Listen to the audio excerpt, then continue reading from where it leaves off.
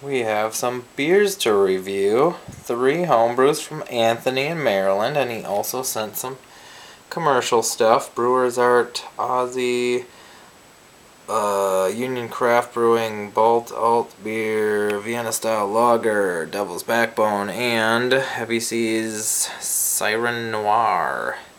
So yeah, thank you very much. Let's get tasting. Alright, I'm drinking this first beer here. Watching some hockey since I don't have cable that has these channels. Taking some notes. We can go through this real quick. Vienna Lager, 12 pounds of Vienna malt, 1.5 ounce Hallertau, 60 minutes, half ounce at 10 minutes, WLP 940 Mexican Lager. My notes are as follows, and it's on paper, not toilet paper, or paper towel I should say, like Chip Walton. Good carbonation, nice orange golden color, all Vienna malt. Wow, I have had like all Munich beers, and they're just, Munich bombs, and so the Vienna must have a little bit less of an assertive character than a Munich malt as a base malt, but also a lot of flavor, kind of like a specialty malt. Tastes great. I mean, it totally works.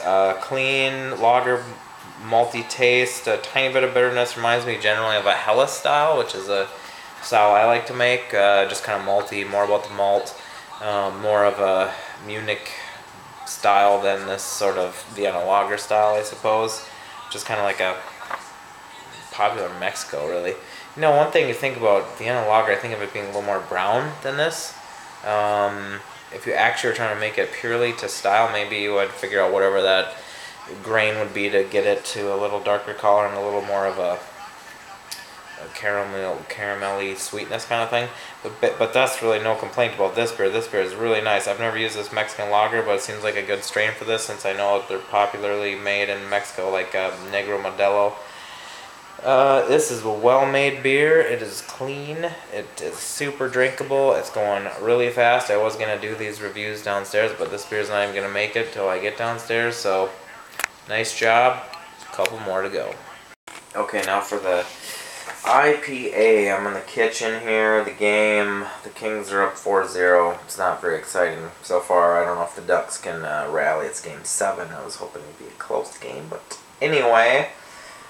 This is a 1063 IPA made with 12.5 pounds of 2-row, 10 ounce Carapils, 8 ounce Crystal 40, 8 ounce white wheat, only 0.75 ounces of CTZ at 60 minutes, 0.375 ounces of Eldorado at 30, and then 4 ounces total of either 0 minutes or a dry hopping. So, not a lot of bittering hops. That's kind of one question I have about it. My first sip was a really nice, of the foam, was a really nice hop flavor. It was not as aromatic with the hops as I expected with all those hops. However, I found that happens sometimes. Sometimes you get the hop aroma, sometimes you don't. I don't know if it has to do with temperatures, duration, too much, too little. Is it better to do it at flame out? Is it better dry hops? This one has dry hops. It says 3 days, so maybe that's a little on the slight side. I think Alchemist dude says at least 4. Other people are like 5 a week. Not sure about that. It tastes clean. It's not particularly bitter, so I think that the 0.75 ounces at 60 minutes for a 1063 beer, I mean, you could easily do an ounce or maybe even an ounce and a half, which would be double what you have, and you get a little more of a punch. The beer doesn't, on that note, doesn't like pop with like this hop, bam. I feel like that's a Chip thing, blam. So you could definitely up the bittering, but it's a clean tasting beer. It tastes, totally fine. It's only 2 weeks old. It's been in the bottle 2 weeks, I should say. So it's fresh. It tastes good. I like it. I'm just kind of speculating on how you might adjust a recipe, but like WLP 001, so yeah, clean ale yeast. Everything looks good, comes in really nice. Good beer. Alright, we are down in the garage. I have the Explode going. I get a little bit of shit for the Explode, but you know what? Tough. Sounds good. I like it. You know what? I'm on my third beer. They have all been very good. I'm on a brown ale, Janet's brown ale. I think that's a Tasty McDowell recipe if I'm not mistaken. 12 pounds, 2-row, 1 pound, 4 ounces Carapils, 1 pound, 4 ounces Crystal 40, 1 pound wheat, 8 ounce chocolate, 1 ounce Northern Brewer mash hop, 1.25 ounce Northern Brewer 60 minutes, some more Northern Brewer 15 minutes, some Cascade at 10 minutes. Boy, you know, 1.5 ounce Cascade 10, 1.5 ounce Cascade 0. That's 3 ounces in the at the end, and 2 ounces Centennial dry hop, WLP001. So again, a lot of hops.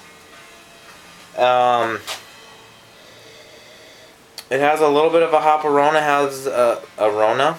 I guess they're all starting to get to me. I've been like drinking through these pretty rapidly. Sorry about that.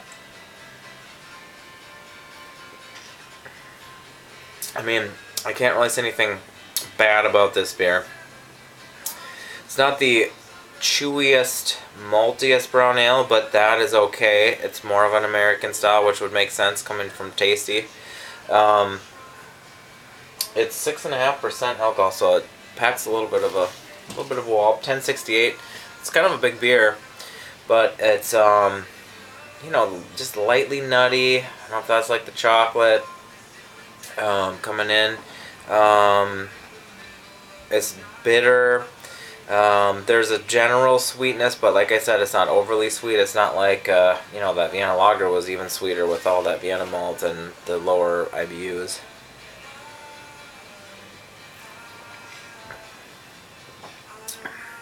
It's good. It's really good. So, Andrew, my hat is off. 3 solid homebrews, all different styles, very delicious. Thanks for sending them.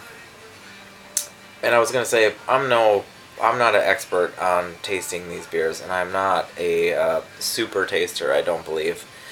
But I appreciate that you guys have some interest in, you know, sending me stuff and having me try it, because I enjoy trying it, and pretty much you always send good stuff. So it's Friday night, feeling good. I'm gonna have to get into some more beer after this, maybe some of my own homebrew. So have a good night. See you later.